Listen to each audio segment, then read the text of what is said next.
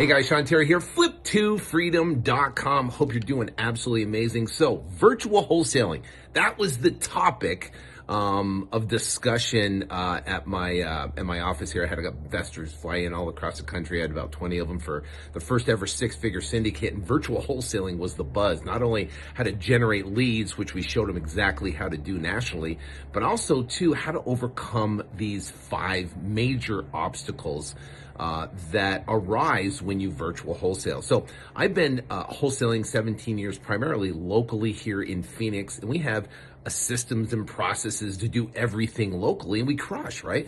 But I really wanted to expand, and we decided to go national here a handful of months ago. It's been an incredible experience, but there are definitely obstacles we had to overcome with our team. Like, the first obstacle is, how do you value these properties all across the entire country? You got these small little towns, and you get a house under contract. You think it's a great deal at $25,000 or $40,000 or $100,000. And now you have to value the property. So here's what we do. The tools for valuation are, number one, we use REI Automator, reiautomator.com, and we're able to pull a 1 mile radius of the properties that have sold in the last 12 months. And if there are no properties that sold in this specific area, guess what? We're not going to contract that property. But if we see significant activity in that area, we're going to try to be in the 40, 50% of value range. And it's amazing when you're talking to the right motivated seller, you can get those properties under contract, no problem. And then what we do is we're going to then look at Zillow. Now, if Zillow isn't even in the area, we're not going to contract the property. Then if we do look at Zillow, we're trying to find any pictures of the property, any more information about the property. Try to give Zillow gives some good information about rents and also properties that are on the market on the MLS that are selling. I'm trying to look for stuff like that too.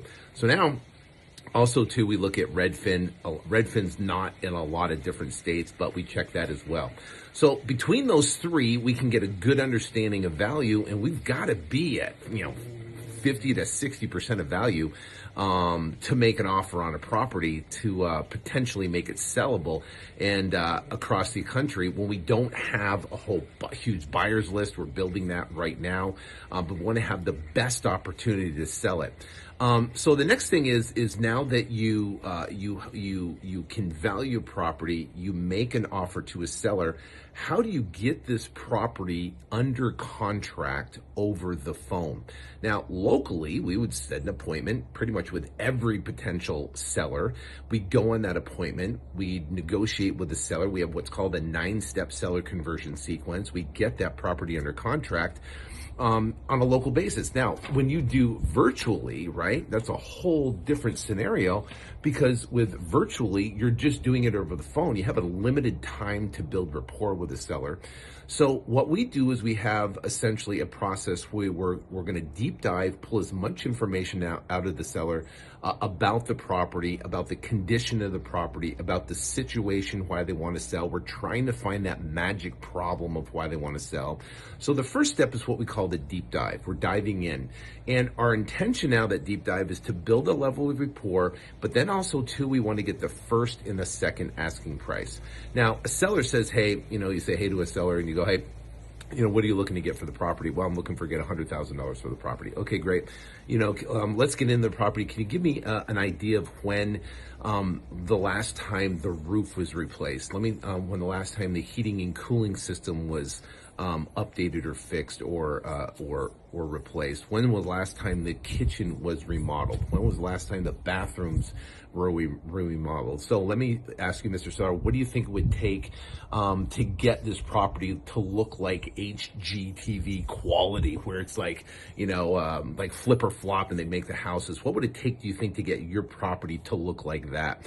And you're trying to get some information about the quality and the condition of the property to try to peg a number at it. So then you can move to the second asking price. And then you go, hey, Mr. Seller, say, listen, if we pay all the closing costs, we pay the fees, you don't have to pay any commissions, we can make this hassle-free, and to take into account what we're just talking about with repairs, for us to get it up to that quality, what's the absolute rock bottom minimum that you would take for this property? And the goal is to get a gap between the first and the second asking price, right? Then what we're going to do is what's called the set. We're going to set them up and say, hey, listen, let me talk to my underwriter. Let me talk to my manager. Let me do some research on this property so I can get a really good understanding of what we can offer for the value of this property. And then you can set them, and now if they're super hot, you can put them on hold for, 3, 5, 10 minutes. And then get back on the phone with them, right? If you call banks, if you call, other companies, whatever, they might put you on hold for a significant period of time so they can gather information, right? Exactly the same way here, if they're super hot. Now, if not, then you can put them, you can say, hey, let me do research. Let me call you back in 15 minutes. Can you be in front of your computer in 15 minutes? Now, what's going to happen is you get them back on the phone in 15 minutes. You set that appointment. 15 minutes later, you create your DocuSign, gather the information, figure out the best offer you can make on it, and then get them back in front of the computer in 15 minutes. You get back on the phone, and that's where you're going to go through in making the offer, the logical offer to the seller. And that's essentially the close process of getting it done. So now, once you follow that process, you'll get a seller, a lot of sellers to sign contracts, and you're going to get contracts, especially in these smaller markets across the country where there are no, iBuyers. They don't have Open Door, OfferPad, Zillow Home, Redfin Now, Knock. They don't have all these other iBuyers, and you're literally the only one communicating and talking to them about buying their property. So now you have a property under contract, right? You valued it, you came up with the right value, you made the offer, you got the property under contract, they signed the DocuSign. Now we've got to open escrow. We got to find a title company. So now there's a couple different national title companies that you can use. We're using primarily Clothesline Settlements. Clothesline Settlements is the national title company we've been using, and they've been incredibly well. There's a couple other ones we're starting to tap into right now just to diversify. So now we open up title on the property. Now we have to go find buyers, right? We got to find buyers in the particular area. We do a couple different things. First off, we go to realtor.com. We go find an agent. We put in the zip code of the property, where the property is located, and it will give you the top 10 or so real estate agents in that specific market. And that is a great way to find buyers, because we know as wholesalers, realtors are amazing to work with because they cultivate buyers. So we've had properties in these small little towns, and we'll go through and we'll talk to the top 10 agents in that area, and they go, oh my gosh, this property is amazing. It's an off market. Yeah. Oh yeah, absolutely. I got 3 or 4 buyers to be perfect for it. So now they can facilitate the showing of the property. Realtors are amazing because they're not going to circumvent. They have a certain code of ethics, right? And you're going to tell that agent to say, listen, I'm going to set you up so you can view the property. The seller's going to be there. You can ask anything you want about the property, but don't discuss anything about the contract, pricing, or terms. That leave that up to you and I, and we'll handle it. Now, we haven't had any problem with realtors. They have been amazing in these little markets. Well, what they'll do is they have buyers. They'll bring a buyer to the property and show the property and come back, and they'll send us a contract on the property. Now, the question is, how do you pay them? What we try to do is build in a 5% commission. 5% is a great number. It's higher than 3%. It gets them the jump. Now, if you get a $8,000 property, $15,000 property, then we'll build in like a $2,500 or $3,000 commission in our spread that we have. So that gets the realtor to jump to work to get the thing. So we're calling all the top 10 and we're talking to them, and we're basically saying, hey, we got an off-market property with a 5% built-in commission. If you have a buyer, I'm calling all the top agents, and I name the agents, and they all know each other, and they're like, first one to get the sucker sold gets that commission.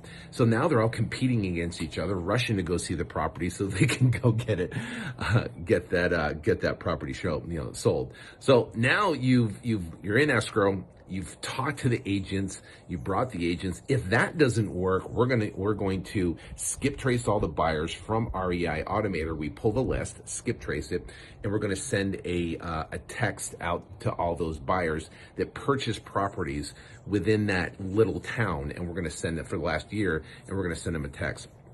The other thing we do is we're going to email all the real estate agents in that particular town as well. So we bought a national realtor list, and basically what we do is we import that into our database slowly, and then send emails out to those agents as well. We typically don't have to get to that.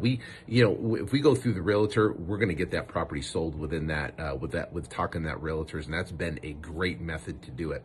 So the next step is now showing the property. The agents will show the property and get that deal done. The next step after that is, how do you close it? We typically do an assignments on those clothesline settlements. Can do assignments or double escrows, but we've been doing assignments on those deals, and it's been working great. So I can tell you, those are the obstacles. Those are how you overcome them.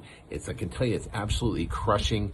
We did 40 deals in January. We got another 30 deals on the board right now. We're pushing through. We're not selling all of them, but we're really figuring out the system and process. So I hope you are able to do the same. And next time, join us for Six Figure Syndicate. Take care. God bless.